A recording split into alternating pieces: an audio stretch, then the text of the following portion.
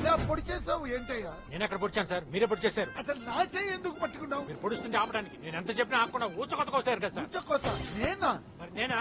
కత్తి కంటే కలం గొప్పదని శ్రీశ్రీ గారు చెప్తే కామెడీ అనుకున్నా, కానీ ఈ పెన్ చూస్తే నిజం అని అనిపిస్తుంది.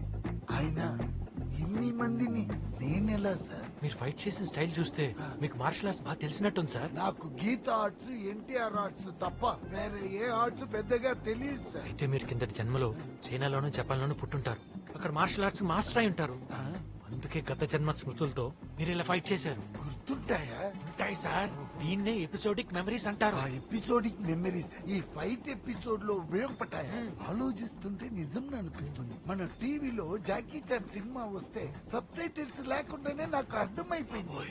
మార్కెట్ లో ఎన్ని ఫోన్స్ ఉన్నా నేను ఎప్పుడు చైనా ఫోనే వాడతాను. అవే నచ్చుతాయి నాకు. మీ దేశ